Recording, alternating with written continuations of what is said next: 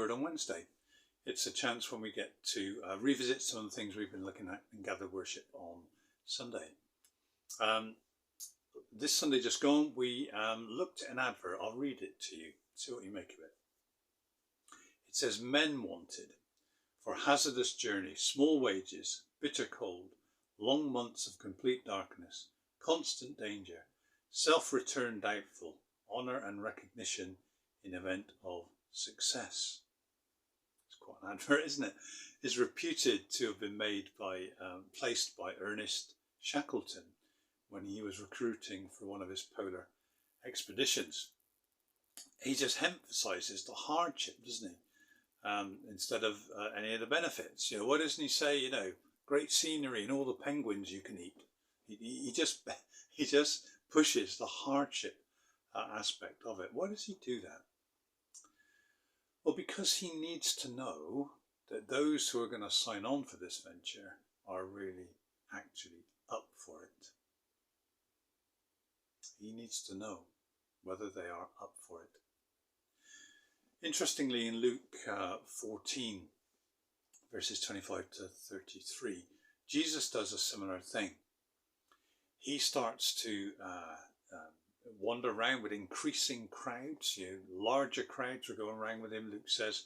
And then one day he just turns around and says these incredible things. He says, unless you hate your mum and dad and your brother and sister and your kids even, unless you give up all you have, you can't be my disciple. You can think, what? That's pretty in-your-face stuff, isn't it? Unless you hate your mum and dad, brothers and sisters and family, and unless you are prepared to give up all you have, you can't be my disciple. Why would he say something like that? Interesting. He also talks about this imagery of picking up a cross. And of course, in those days, it's not a metaphor. If you saw someone carrying a cross, then they were literally a dead person walking. And again, it's in your face, no compromise kind of language that he uses and illustrations that he uses.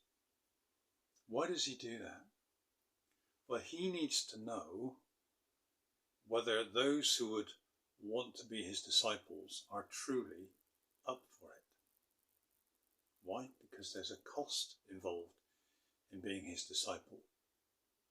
See, in the chapters leading up to this section of Luke 14, you've got this stuff where he talks about the divisive nature of the kingdom that is coming.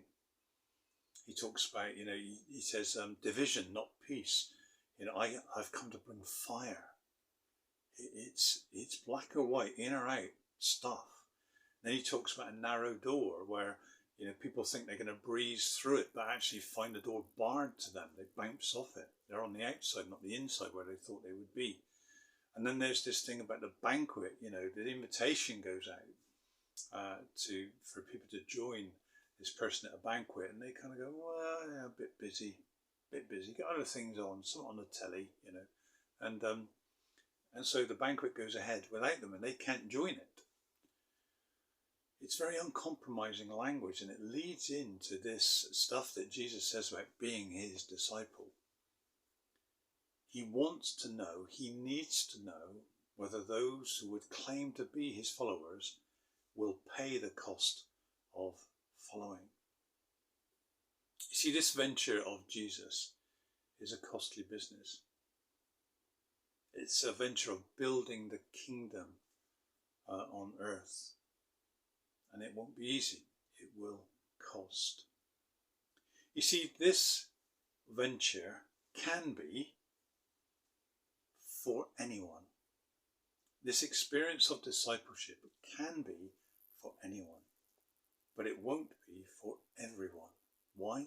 Because of the cost. And some will pay the cost, and some will not pay the cost. And Jesus is being upfront about it. We need to be aware of this, and you need to be able to look the cost in the eye, as it were, and decide whether you will or will not pay it. It's about priorities, isn't it?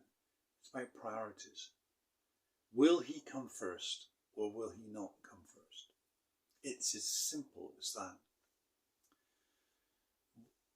Why is this particularly important for us right now? Well, I just, we've talked about it before, gather worship, church meetings, that sense of the Lord stirring us such that he might lead us on into his preferred future, his purposes. But you get that sense he needs to know where we stand in terms of our priorities.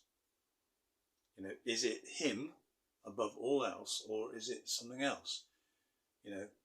Will we choose him above our comfort? Will we choose him above our financial security? Will we choose him above our good name? Will we choose him above the relationships we think we need to hang on to? Priorities. And the issue of priorities is with us each and every day if we're a believer. We face 1,000 situations where we are faced with this issue of will we choose Christ or will we not? Will we choose ourselves? And it's something that will never end. But for us as a fellowship at this time, he's drawing us to this issue of priorities. I hope you keep praying. I hope you keep working this through. Because there will be times in the future when there will be a cost to being his disciple, both as individuals and, I believe, as a fellowship. It is open to anyone, but it won't be for everyone. Why? Because there is a cost. It's a simple question. Are we up for it? And I believe the Lord is wanting to lay that question before us. So keep working with it. Keep being open to it. Keep being honest with him and with one another. Well, I hope you enjoy the rest of your day, and may God bless you as he helps you work through this very important question.